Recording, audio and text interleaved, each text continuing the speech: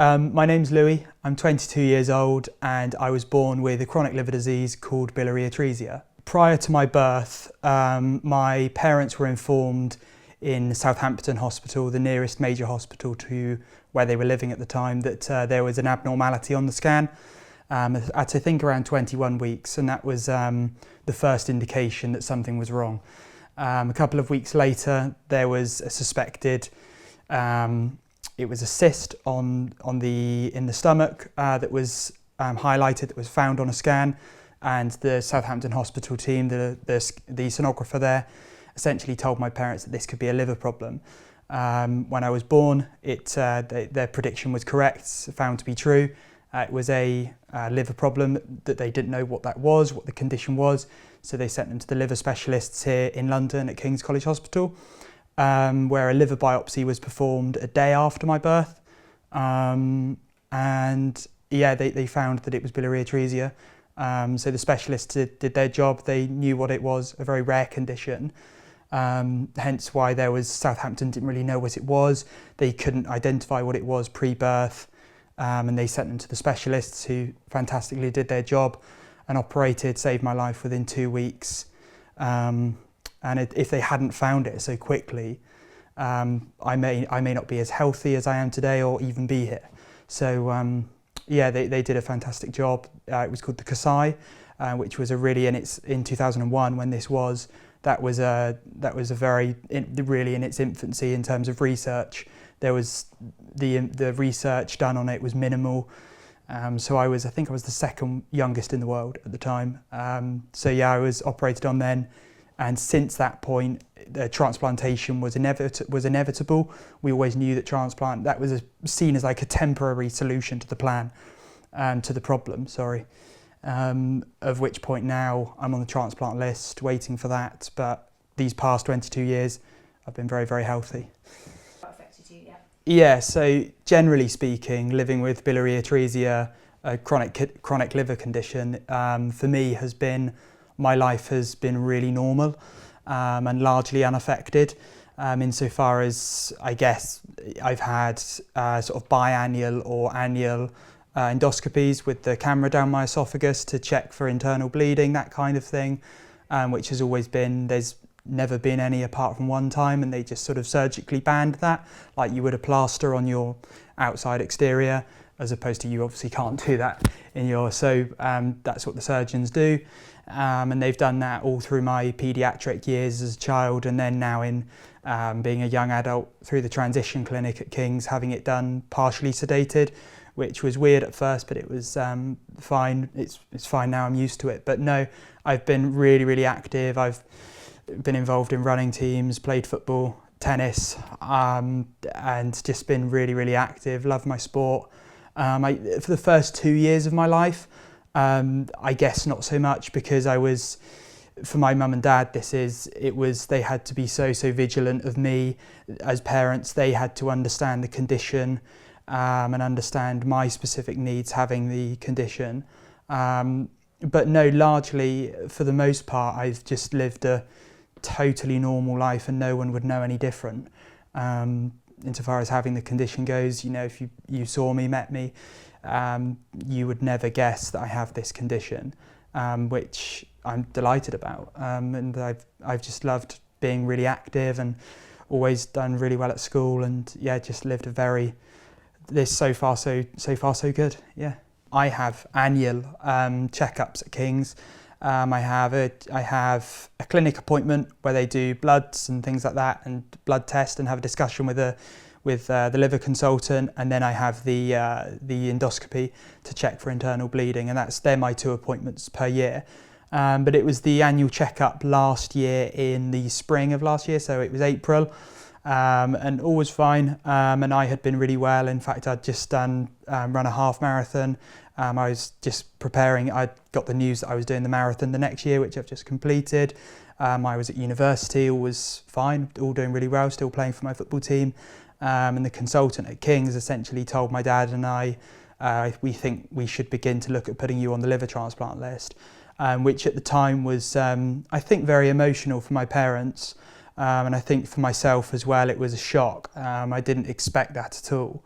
However, it was one of those that we always knew was going to happen, which is a really sort of funny concept in that you know it's going to happen, but when it does happen, it's still a bit like, whoa, it is a bit of a shock. But so that happened, and now being on the transplant list, they registered me. So in the April, they got the ball rolling with that, and by the September, I was officially put on the list. I guess my age being 22, having recently graduated, a lot of people are going travelling, a lot of people are doing stuff all over the country, being able to travel for their work, things like that, and doing all kinds of different things. And I guess having to stay local and not being able to travel is probably the hardest bit for me. I feel really safe with Kings and really have full trust with them. And I have great support from my friends and family who are absolutely superb with me and really support me in terms of being on the transplant list. They're all very accommodating of things like fatigue and things like, you know, the fact that I can't travel too far. All my friends have been super, but no, the hardest bit is probably having my life on pause, I guess, at this, especially being this age. I know there's never a perfect age and you can complain at whatever age but no, I guess at this age, that's the hardest thing, where everyone's supposed to be young and everyone's having a great time travelling and you kind of have to take a back seat. But my remedy for that, the way I get around that is really by keeping myself as occupied, as busy as possible. I love my running, I love my tennis, my football that I still play all the time. My work, I'm always really, really busy. So that certainly helps, and that's my best advice I can give to anyone on a transplant list. Sure, you might not be able to travel. You may be on certain medications or have fatigue that makes you less able to do, you know, the amount that others would in the day. But just really keep yourself busy and keep yourself occupied, and surround yourself with the right people who understand. One of the things which has really estranged people in a really pleasant way has been the fact that I work 5 days a week and I've just done the London Marathon. I'm running another half marathon very soon. I play lots of football, tennis, and I'm just really active, and I look really well as well. And I think that shocks people. You know, you're on a transplant list, you're waiting for a liver transplant, yet you're doing so well, you look absolutely fine. I think that's credit to Kings and the people around me being so supportive emotionally, and then Kings being so supportive medically as well. But in terms of what I do and the advice I can give to others maybe in this position, or who may find themselves in this position later down the road, would be, I think that you should always be, this sounds very cliche, but always be kind on yourself. Don't push yourself too far. You know your limits. And for me, I've always done what I enjoy, which is sport. And you know, a lot of people say if you're going to try and get into running, don't try and run and run a 10k and try and really challenge yourself like that. You know, if you need to walk. If you want to go out and take pictures with your dog and do that. But keep yourself active, look after your diet, all of those things. Just remember, be conscious, which I'm sure most people are, that they're on the transplant list. But yeah, just surround yourself with the right people, which I've done. Unfortunately, they've been super supportive. And yeah, just be as active as you can really, and enjoy it. Don't. If you feel tired, that's normal. Please give yourself the time. That would be my advice. You know, there are days when I make it sound like I'm always running. Of course, I'm not always running. There are times I come home from work and I'm shattered, and I know I'm exhausted. You know, more so than the average person would be. So I listen to my body, I listen to myself, and I understand that, okay, this evening I would normally go on a run, but tonight it's better if I take a back seat and relax. So just be really honest with yourself and enjoy what you do.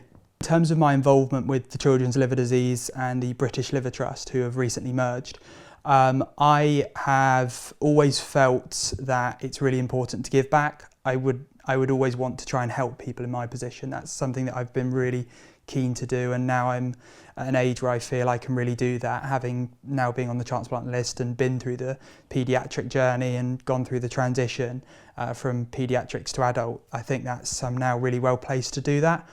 So the links I've had is I have with Children's Liver Disease done 2 podcasts on well-being, mental well-being with liver disease, and being the sort of student well-being as well, being a young person with living with liver disease or chronic conditions alike.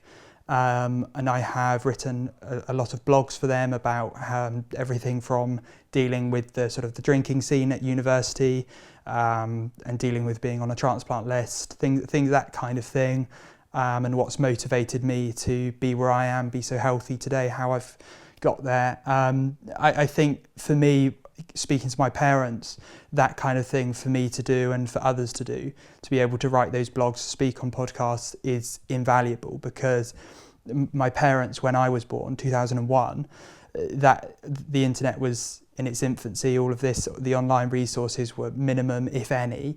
And now the fact that people can listen to podcasts, go online and read these blogs about successful people, success stories, people with liver disease like myself who have done really, really well. It's, I can imagine for parents, for young children, for families, watching and hearing that and having access to that provides them with so much hope and kind of inspiration and real optimism that, wow, this can happen. Because there's often a lot of, I know doctors, as brilliant as they are quite rightly so, throwing caution to the wind, saying that this can happen, you may not be able to travel, to do sport, contact sport, and all the things I got told I can't do, I've done to great success. So I hope that things like this can really provide sort of optimism and hope to those people in that position, like I've been in with my family. The London Transplant United team have also been phenomenal for me. They've been such a great group to be a part of.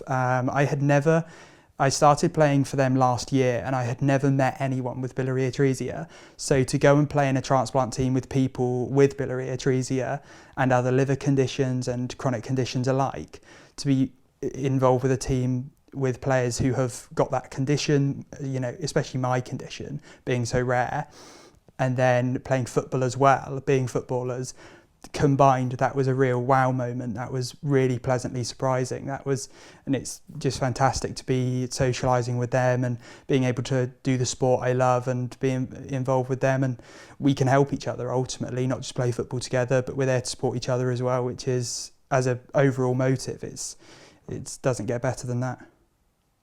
There was something I wrote into CLDF about a stat I saw on Sky, and it was to do with 40% of young students now are actually choosing to drink non-alcoholic drinks. Oh, yeah. And I think that I was saying I think it's Michelle at CLDF, basically saying that there's so much pressure to be a certain. One of the main pieces of advice I would give to people with liver conditions like mine is to be yourself, to follow as alien as it may seem, to not have a drink, to be the one in the room holding. It's like when you don't have the value of something until it's taken away from you. Like everyone else in that room, that alcoholic drink to them is nothing. That's like, well, I'm having a beer, end of.